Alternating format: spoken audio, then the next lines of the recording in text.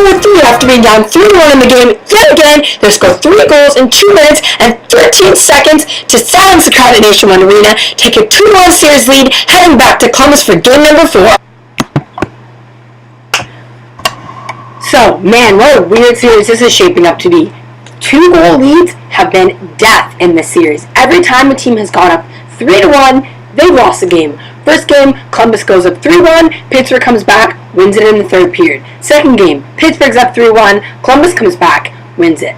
This game, Pittsburgh is again down 3-1 after just out-shooting Columbus, being on them all game. Bobrovsky standing on his head. They outshot them 42-20 overall in the game, but Brooks Orpik, out of all people, gets the Penguins on the board. Great pass from Mo Bennett. Nice little toe drag in the slot. 1.8 seconds left.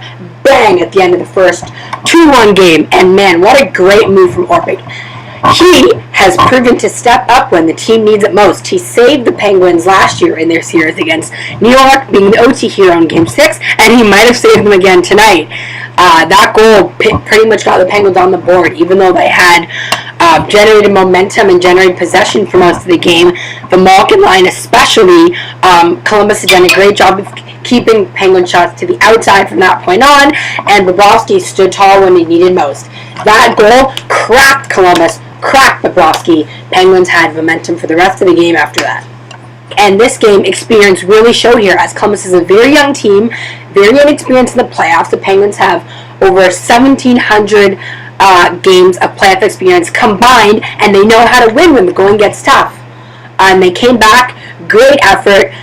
They got those greasy goals. They went to the front of the net. I've been yelling on them all game. Go to the front of the net. Screamed at Bobrovsky. They did it. That's how they scored, and that's how they're going to be successful. On a Vezina winning goaltender, you have to get in front of him. You have to get in his face to make life miserable, and that's what they did tonight. Penguins yet again down 3-1 after a miscommunication by Chris Letang and Oli Mata. They got their defense signals mixed up. Jackets go in all alone, 3-1. The place erupted. It was too bad that Letang was on the ice for that goal, because I thought he had a better game overall. He did take the penalty at the end of the game in the third period.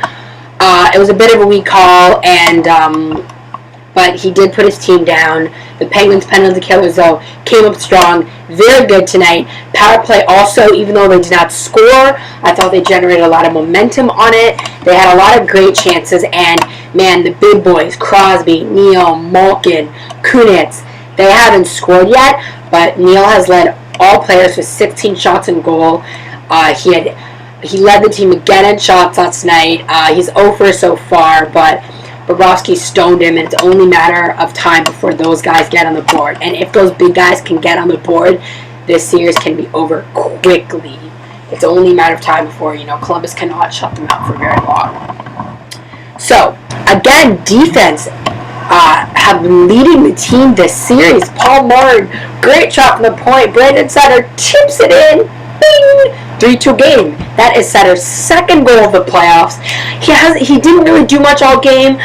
He did win more than 50% of his faceoffs, which is more than any other Penguin, but he did have most of his starts in the defensive zone.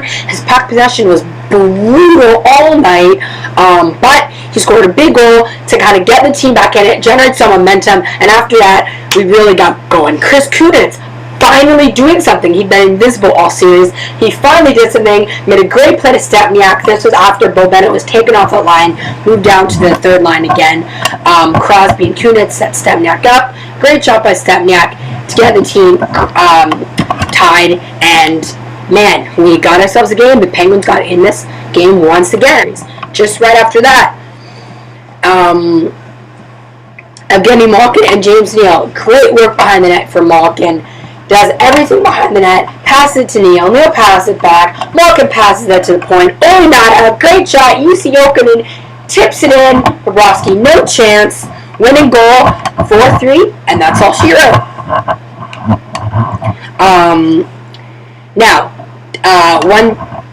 One big thing here I'd like to talk about is discipline. I thought the Penguins, for the most part, did a great job staying out of the box. They went 4-for-4 in the PK. The PK came huge tonight. Neal had gone 2 games before without taking a penalty. He unfortunately did take one last night. A boarding call. I understood what he's trying to do. He's trying to help Crosby in the corner.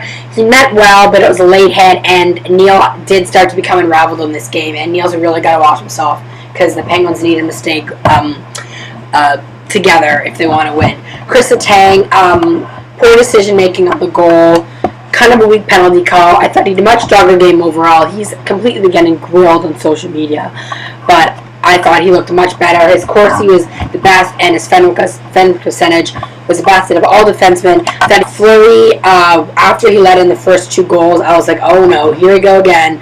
Poor rebound. His head's, is getting to his mind again. He's losing it, blah, blah, blah. But he stayed strong. He made the saves when he had to.